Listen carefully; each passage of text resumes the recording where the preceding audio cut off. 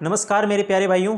ठीक है, तो आज जो हमारा टॉपिक है वो बहुत ही इंपॉर्टेंट टॉपिक है। ठीक है, और आज इस वीडियो में मैं कंपाउंडिंग इफ़ेक्ट आपको बताऊंगा कि कंपाउंडिंग कैसे काम करता है, और बहुत इंपॉर्टेंट है। अगर ये वीडियो को आप समझ लोगे, ठीक है, तो जितने भी एसआईपीज करते हो, जितने भी इन्वेस्टमेंट आप करते हो, उसके पीछे रोल क्या है, और एक छोटा सा आपकी जो छोटी आदत होती है ना, वो आपको एक बड़ा कॉर्पस बनाने में किस तरह हेल्प करेगी, ये सब कुछ हम इस वीडियो में डिस्कस करेंगे। ठीक है, तो सबसे पहले मैं आपको बता दूं कि ये वीडियो के लिंक में मैंने एक गूगल फॉर्म दे रखा है। वहाँ पे आप अपना जो भी क्वेरीज़ हैं या जो भी आपको इश्यूज़ चाहिए, जो भी सजेशंस चाहिए, आप वहाँ पे फिलअप करें। उस गूगल फॉर्म में जितने भी डेटा आएंगे उनको मैं किसी एक को सेलेक्ट करके मैं उनसे खास बातचीत करूँगा। ठीक है, वो सारे डिटेल आपको फिल करने हैं, नाम, मोबाइल नंबर वगैरह हैं। और जिनका भी अच्छा बैकग्राउंड रहा या जिनको भी मुझे लगा कि बहुत ज़रूरत है इनको, तो हम उनको सजेस्ट कर सकते हैं, उनको एक अच्छी राह दिखाने की कोशिश करेंगे। ठीक है, यहाँ पर हमने एक केस लिया है जो कि बहुत ही जेन्युइन है, और आइए हम इसको समझने की कोशिश करेंगे। ठीक है, एक लड़की जो कि एक जॉब करती है, तो उसके बारे में हम इसमें डिस्कस करेंगे। ठीक है, और कोई भी डाउट हो या कोई भी सजेशन हो, आप हमें कमेंट बॉक्स में कमेंट कर सकते हैं। अदरवाइज़ मैंने गूगल फॉर्म दे रखा है, अगर आपको मेरे से कंसल्ट करना है या हमारे साथ जुड़ना है तो आप वहाँ पे फिलअप करके हमारे साथ जुड़ सकते हैं। ठीक है, सबसे पहले यहाँ पे देखिए मैंने दो टेबल बना रखा है। एक आपको साइड में यहाँ दिख रहा होगा, ये जो हमारा पोर्शन है, ये यहाँ पे कंपाउंडिंग इफेक्ट है। मैं आपको बताऊँगा कि कैसे ये काम करता है और कैसे आपको एक फ्यूचर में एक बड़ा अमाउंट आपके अकाउंट में कैसे क्रेडिट होगा, ये भी मैं आपको बताऊंगा। सबसे पहले हम इस केस को समझने की कोशिश करेंगे। ठीक है, यहाँ पे जो हिंदी भाषी होंगे या जो इंग्लिश जानते हो तो समझ गए होंगे क्या यहाँ पे लिखा है। हालांकि मैं आपको फिर से बता देता हूँ। यहाँ पे आप देख सकते हैं एक गर्ल है, वन गर्ल, प्रिया नाम है उनका। ठीक है, नाम मैंने चेंज कर दिया, नाम कुछ और था उनका। सी इज़ फ्रॉम असम। ठीक है, वो असम से हमारे साथ जुड़ी हुई हैं, और she is a working in a private company and earn a salary of about 30,000, यानी उनको 30,000 रुपये उनकी तनख्वाह है। ठीक है, 30,000 रुपये उनकी मंथली इनकम है, इन हैंड है। और बैकग्राउंड की बात कर लें, यानी बैकग्राउंड उनके पीछे फादर मदर क्या करते हैं, तो father was working in a shop. ठीक है, और at present he is unable to do that job, यानी पहले वो एक दुकान में काम करते थे, लेकिन अब किसी कारणवश, ठीक है, कोई बीमारी हो सकता है या कोई अदर रीज़न हो सकता है जिसके कारण क्या है कि वो उस शॉप में काम करना बंद कर दिए, जिससे उनके घर की इनकम स्टॉप हो चुकी है। ठीक है, और फॉर सम रीज़न, वो रीज़न हमें डिस्क्लोज़ करने से मना करी है। सो ही स्टे एट होम, इसलिए वो जो उनके फादर हैं वो घर पे ही रहते हैं। मदर हाउसवाइफ है, और प्रिया हैज़ 2 सिस्टर, उनकी 2 सिस्टर हैं, 17 साल की है और एक 10 साल की है। ठीक है, whole responsibility of the family is indirectly dependent on her, यानी जो हमारे पास प्रिया जी हैं, ये मैडम जो हमारे साथ हैं, इनकी पूरी फैमिली इन्हीं पे डिपेंडेंट है, और इनकी जो मंथली इनकम है वो 30,000 पर मंथ है। ठीक है, और इसके अलावा मैंने सब कुछ समझा दिया, फैमिली बैकग्राउंड कैसा है। अब हम बात करते हैं कि इनको क्या सजेशंस चाहिए और क्या खर्चे हैं, ये सब कुछ मैंने यहाँ पे लिख रखा है। और आप यहाँ पे देख सकते हैं कि इनकी इनकम है 30,000 है, इनका पीएफ कटता है लगभग 3,750 रुपये, तो इनको हम साइड में रखेंगे। ठीक है, ये आपका फ्यूचर सेविंग के लिए होता है, तो इनको हम अभी हाथ नहीं लगाएंगे। ठीक है, एक्सपेंसेस इन्होंने जो बताया, उन्होंने कहा कि पेरेंट्स यानी जो घर में ये खर्चा देते हैं वो 10,000 रुपये देते हैं, यानी 30,000 रुपये ये जो कमाते हैं उसका लगभग 30%, आप देखोगे 30% जो है ये अपने घर को चलाने में देती, जो कि बहुत ही रिकमेंडेबल है। ठीक है, यानी ऐसे बच्चे अभी के टाइम में बहुत कम मिलते हैं जो इतनी बड़ी जिम्मेवारी अपने सर पे लेते हैं, क्योंकि आप देखोगे यहाँ पूरी फैमिली ये अपने ऊपर ले रखे हैं। ठीक है, आगे बात करते हैं ईएमआई। इन्होंने कहा था कि कुछ ईएमआई कटते हैं सर, और वो लगभग 1,000 रुपये है। ठीक है, उन्होंने 800-900 के आसपास बताया, तो मैंने 1,000 रुपये ले रखा है। रिचार्ज, मोबाइल रिचार्ज की 1,500 रुपये। स्कूल फ़ीस, इनकी 2 सिस्टर्स हैं, 2 सिस्टर्स की स्कूल फ़ीस जाती हैं हर मंथ 3,000 रुपये।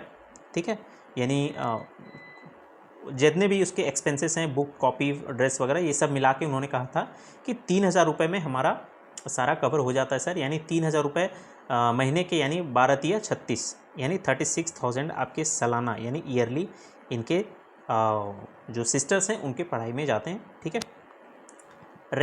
रेंट इनको देना पड़ता है 1,000 रुपये। जिस फैमिली को ये एक परिवार को अपने बांध के रखे इन्होंने, इसके फैमिली में लगभग 5 पर्सन हो गए, यानी मदर, फादर, 2 सिस्टर्स और अपने आप खुद। ठीक है। और अपने आप, ये तो लगभग हमारे 5 मेंबर्स हो गए। तो उनको रहने के लिए जो घर चाहिए वहाँ पर रेंट सस्ता है, यानी 1,000 रुपये उनको लगता है। ठीक है। अब लोकेलिटी के ऊपर डिपेंडेंट होता है। आप सोच रहे होंगे कि 1,000 रुपये में कौन सा रेंट मिलता है, तो डिपेंड करता है अलग अलग एरिया में अलग अलग तरीके से। ठीक है। तो हम उस पर नहीं जाएंगे। ट्रांसपोर्ट पे इनका खर्च लगता है लगभग 2,000 रुपये और टोटल एक्सपेंस इनका हो गया 18,500। यानी ये टोटल जितने भी खर्चे हुए वो सारा मिला के 18,500। बैंक में मैंने कहा कि कुछ आपके पास सेविंग है या आपने पहले कोई कॉर्पस बना रखा है, कोई किसी तरह का धनराशि जमा रखा है, तो ये इनके पास 30,000 रुपये इनके अकाउंट में ऑलरेडी हैं at present. Health insurance company provide करती है। जिस कंपनी में ये काम करती हैं वहाँ पे हेल्थ इंश्योरेंस इनको देता है, जो कि बहुत ही अच्छी चीज़ है। ठीक है। और हेल्थ इंश्योरेंस के बारे में मैंने पूछा तो उन्होंने बताया कि लगभग सर 5 लाख का कवरेज यहाँ पे हमें मिलता है, जो कि सफिशिएंट है मेरे ख्याल से। और 30,000 में से 18,500 अगर हम काट दें तो हमारे पास सेविंग बचता है 11,500। ठीक है। तो ये इनका सेविंग है। अब इनकी क्वेरीज़ क्या हैं वो मैं आपको समझाने की कोशिश करता हूँ। ठीक है।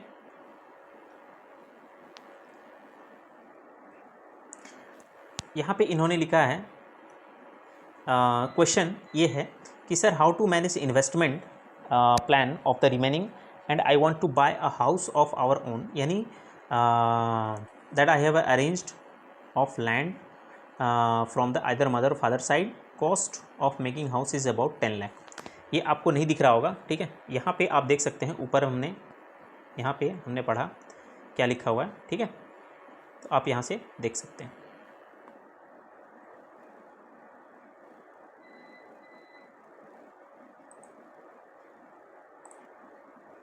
ठीक है।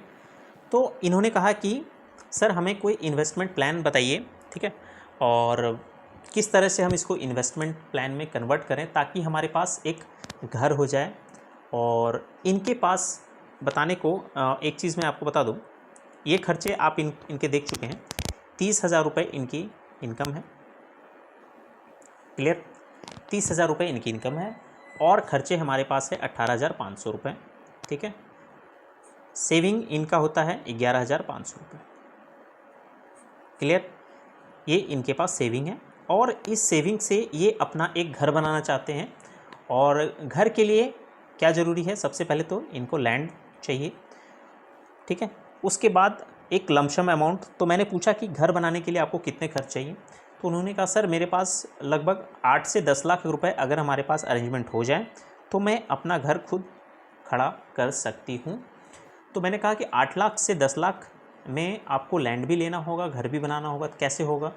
तो उन्होंने कहा कि लैंड सर, लैंड हमारा यहाँ पे अरेंजमेंट है कि हमारे मदर के नाम से भी है, और अगर मदर के नाम से जो लैंड है उसमें अगर कोई डिस्प्यूट होता है तो जो फादर हैं, ठीक है, वो हमें लैंड का अरेंजमेंट कर देंगे। कैसे करेंगे, क्योंकि ये फादर कहीं इनका जो पैटर्नल या जो कह सकते हैं एंचेस्टर जो लैंड होता है उनको सेल करके इनका लैंड का जुगाड़ हो जाएगा। तो मैंने कहा चलो ठीक है, तो ये हम मान के चलते हैं कि आपके पास लैंड है। ठीक है। तो लैंड है तो आपको घर बनाने के लिए कितने चाहिए, तो उन्होंने कहा 8 से 10 लाख रुपए में मेरे पास घर हो जाएंगे। तो मैंने कहा परफेक्ट, आपको सिर्फ 8 से 10 लाख रुपए चाहिए और आपका एक अपना घर हो जाएगा। और अगर घर छत मिल गई, आपके पास जॉब तो है ही ऑलरेडी, राइट, तो आपको एक अच्छी खासी लाइफ, बहुत वेल सेटल्ड लाइफ आपकी हो जाएगी और बहुत शांति से आप जी सकते हैं। तो आइए हम इनको समझने की कोशिश करते हैं। यहाँ पे हमने देखा कि 30,000 रुपये इनकी सैलरी है और सेविंग हमारे पास जो है वो सेविंग हमारे पास 11,500। तो दो तरीका मैंने इनके जो कहने का मतलब जो भी डिटेल या जो भी डिस्क्रिप्शन इन्होंने दिया है, इसमें हम दो तरीके से इनको देखेंगे। पहला कि अभी आप को घर कितने समय में चाहिए, ठीक है। तो मैंने उनसे पूछा कि आपको जो होम चाहिए वो कितने समय में चाहिए आपको। उन्होंने कहा सर जितनी जल्दी हो सके। तो मैंने कहा कि अगर 5 से 10 साल के बीच में अगर हो जाए तो उन्होंने कहा सर 10 साल तो ज़्यादा हो जाएगा, लेकिन 5 साल तक अगर हो जाता है तो बहुत अच्छा रहेगा। तो मैंने कहा ठीक है, अगर आप 10 साल वेट नहीं करना चाहते हैं तो 5 साल में लगभग आपका होम 8 से 10 लाख रुपए आपका अरेंजमेंट हम कर देते हैं। इसके तरीके अगर आप मेरा सजेशन मानते हैं तो मैंने कहा देखिए आपके पास है 11,500, ठीक है। आपने 30,000 रुपये आपने इमरजेंसी फ़ंड रखा है। उसमें से मैं आपको रिकमेंड करूँगा कि 11,500 जो है, ठीक है, इसमें से आप 1,500 रुपये, ठीक है, 1,500 रुपये आप इमरजेंसी फ़ंड में ही रखें।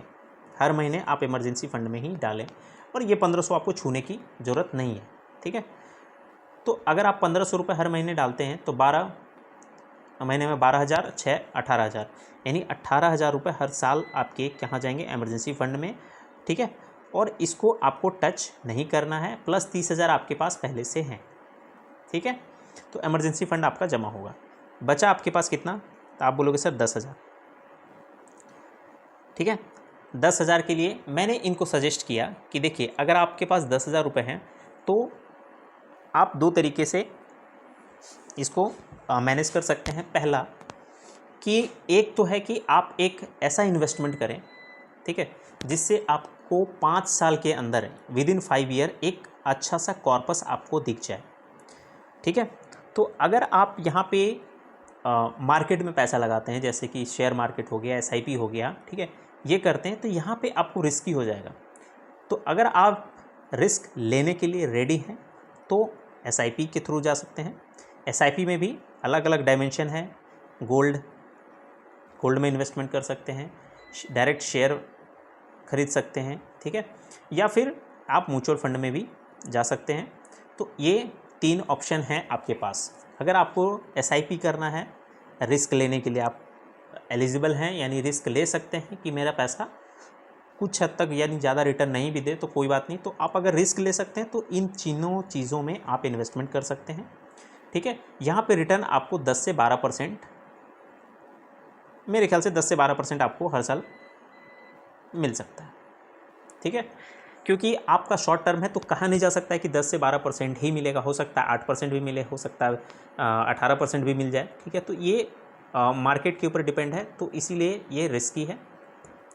दूसरा तरीका मैंने उनको ये कहा कि अगर आपको 5 साल में कॉर्पस बनाना है तो एक काम करिए, आप क्या करिए 5,000 रुपये आप ऐसी जगह इन्वेस्ट कीजिए जहाँ पे आपका कंपाउंडिंग इंटरेस्ट आता है। कंपाउंडिंग इंटरेस्ट का मतलब हो गया कि अगर आप किसी बैंक में या किसी स्कीम में अगर आप 5,000 रुपये हर महीने डालते, ठीक है, तो आपका महीने का कितना हो जाएगा, तो आप बोलोगे सर 12-25 60,000 रुपये, ठीक है। 60,000 रुपये अगर एक साल के अगर आपके होते हैं तो आपके पास 5 साल में लगभग 3 लाख रुपये जमा हो जाएंगे। क्लियर है? 3 लाख रुपये अगर जमा हो जाते हैं तो आपके पास 5 साल बाद आपके पास कितना कॉर्पस होगा, 3 लाख। बचा हुआ है अभी 5,000 और, ठीक है। ये 5,000 रुपये आपको क्या करना है, ये 5,000 रुपये आपको ऐसे डेप्ट में डालना है, ठीक है, यानी म्यूचुअल फंड के डेप्ट शेयर में डालना है, डिबेंचर्स में डालना है, डिबेंचर्स खरीदने हैं, जिसमें क्या होता है रिस्क बहुत कम होता है और रिटर्न भी आपका कम रहेगा, क्योंकि रिस्क कम है तो रिटर्न कम होगा। तो यहाँ पे आपको 8%, मैक्सिमम 8%, कहीं कहीं पे 7% भी होता है, तो हमें 8% भी हो सकता है, 7% भी होता है, इतना रिटर्न आपको देगा ही देगा। क्लियर है? तो अगर हम 5,000 रुपये अगर हम इन्वेस्टमेंट करते हैं तो आप देखोगे यहाँ पे आपके पास 5 साल बाद 3 लाख रुपये कॉर्पस बन गया। लेकिन ये 5,000 रुपये अगर आप इन्वेस्टमेंट करते हो तो यहाँ पे मैंने एक टेबल बनाया है, आप यहाँ पे देख सकते हो। अगर आप 5,000 रुपये हर महीने इन्वेस्ट करते हैं, ठीक है, तो यहाँ पे हमने 5,000 रुपये ले लिया, ठीक है। आप देखोगे साल के आपके 60,000 रुपये जमा हो रहे, और अगर इंटरेस्ट हमारा 8% रहा तो आपको कितने होंगे एक साल में 64,000 रुपये। और ये 5 साल तक अगर आप करोगे तो आपके पास 3 लाख का इन्वेस्टमेंट रहेगा, 80,000 रुपये आपका रिटर्न आपका यानी इंटरेस्ट आ सकता है, ठीक है। तो यानी 3,80,000 रुपये आपको यहाँ से मिल सकते हैं अगर आप डेप्ट म्यूचुअल फंड या डेप्ट शेयर खरीदते हैं या डिवेंचर्स खरीदते हैं तो। क्लियर है। दूसरा तरीका कि अगर आप ये डेप्ट में नहीं जाना चाहते हैं, ये मार्केट शेयर मार्केट में हमको इन्वॉल्व नहीं होना है, तो इसके और रीज़न है, बहुत सारे स्कीम्स हैं, जैसे कि मैं आपको बता दूं जिसमें 8% आपका इंटरेस्ट रेट है। पहला है पीपीएफ। अगर आपका पीपीएफ फंड है तो वहाँ पे इंटरेस्ट आपका है। इसके अलावा है आपका सुकन्या में भी है। इसके बाद आपका टीडी है, टर्म डिपॉजिट, जिसको हम एफडी भी बोलते हैं, वहाँ पर भी अच्छा खासा इंटरेस्ट है, यानी लगभग यहाँ पे 7% या 7.5% आपको इंटरेस्ट लगभग आपको मिल जाएगा, ठीक है। तो आप यहाँ पर भी इन्वेस्ट कर सकते हैं। पीपीएफ में अगर आप इन्वेस्ट करेंगे तो यहाँ 8 पॉइंट समथिंग है, लेकिन पीपीएफ का रूल ये है कि आपको 15 साल के लिए लॉक इन पीरियड होता है, तो आप बीच में आप पैसा नहीं निकाल सकते हैं। तो इसीलिए पीपीएफ को आपके लिए पीपीएफ फ्यूचर के लिए ठीक है, लेकिन अगर आपको घर लेना है तो पीपीएफ में इन्वेस्टमेंट यहाँ पे एट प्रेजेंट नहीं करना, ठीक है। तो हम ये मान के चलते हैं अगर आप एफडी कर देते हैं या टीडी कर देते हैं 5,000 रुपये का हर महीने, अगर आप जमा कर करके 60,000 रुपये का टीडी करते हैं हर साल, तो मेरे ख्याल से आपको 5 साल में यहाँ पे आपको 3 लाख रुपये आपका इन्वेस्टमेंट रहेगा, और ये इंटरेस्ट के साथ लगभग आपको 4 लाख रुपये बच जाएंगे, ठीक है। तो 4 लाख यहाँ और 3 लाख ये, टोटल मिला के आपको 7 लाख रुपीज़ आपके हाथ में विदिन 5 ईयर आपके पास आ जाएंगे। आपको घर लेने के लिए चाहिए 8 से 10 लाख, 7 लाख रुपए अगर आपके पास हैं तो आप क्या करना, 5 लाख रुपए अपना लगाना है, बाकी के जो आपके 3 से 4 लाख होंगे आप उनको लोन ले सकते हो, ठीक है। लोन आपको बहुत ही आसानी से मिल जाएगा, क्योंकि आप एक सैलरीड पर्सन हैं, तो आपको लोन बहुत आसानी से मिल जाएगा, और आपके पास 5 साल बाद बहुत ही अच्छे फाइनेंशियल कंडीशन में पहुंच जाएंगे।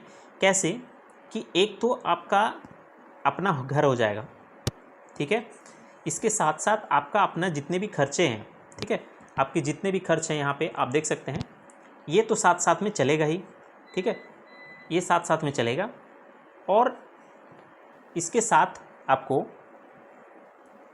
एक अपना होम यानी रहने का ठिकाना मिल जाएगा, ठीक है। कॉर्पस आपका 30,000 रुपये जो हमारा पहले से आपके पास सेविंग था, वो हर साल आप क्या करें 18,000 उसमें इन्वेस्ट करें, तो 18 बच्चे 90, यानी लगभग आपको 9-3 1,20,000 रुपये ये यहाँ पे बन जाएंगे, और इसमें कुछ इंटरेस्ट मिला के लगभग 1,30,000 रुपये आपके इमरजेंसी फंड में रहेंगे। तो आपका इमरजेंसी फंड भी बढ़ गया, आपके पास घर भी आ गया, और अब जो सैलरी आपका 10,000 रुपये जैसे जो सेविंग हो रहा था, वो आप अपना फ्यूचर किसी भी स्पेशल पर्पस के लिए रख सकते हैं, क्योंकि आपके पास घर आ जाएगा। ये 10,000 रुपये में या तो आप कुछ लोन अगर आप लेंगे तो लोन में कटेगा, या फिर अगर आप लोन नहीं लेना चाहते हैं, किसी से उधार से या इधर उधर से एडजस्ट कर लेते हैं, तो फिर तो आपको लोन का भी किस्त नहीं देना पड़ेगा। 10,000 रुपये आपके पास सॉलिड बचेगा। इस 10,000 रुपये को आप अदर इन्वेस्टमेंट में लगा सकते हैं, ठीक है। तो ये था इनका कंडीशन, जो कि मुझे बहुत ही अच्छा लगा कि इस तरह के जो लोग हैं अपने फैमिली को सेव करने के लिए, अपने फैमिली के लिए इतनी सारी सोच रखते हैं, इतनी सारी थिंकिंग रखते हैं, तो मुझे बहुत अच्छा लगा, ठीक है। और आई होप आप बहुत ही जल्द आपके पास आपका घर हो जाएगा, और एक मतलब बेस्ट लाइफ, स्टैंडर्ड लाइफ आप जी सकते हैं, लेकिन आपको 5 साल थोड़ा सा तकलीफ़ झेलना पड़ेगा। इसके साथ साथ आपके जो बहनें हैं वो भी पढ़ लिख जाएंगी, क्योंकि 5 साल बाद ये 23 साल की हो जाएंगी, ये 15 साल की, तो अच्छे खासे एक तो आपका लाइन पर आ जाएंगी, और एक आपका हायर स्टडी तक पहुंच जाएंगी, ठीक है। उसके बाद आगे का फ्यूचर भगवान जानते हैं कैसे क्या होगा, लेकिन हम ये विश करते हैं कि आपका बहुत ही अच्छा लाइफ हो। तो कैसा लगा ये सजेशन आप लोग कमेंट करना, ठीक है। और नेक्स्ट वीडियो में मैं आपको बताऊंगा कि कंपाउंडिंग इफेक्ट होता क्या है, ठीक है।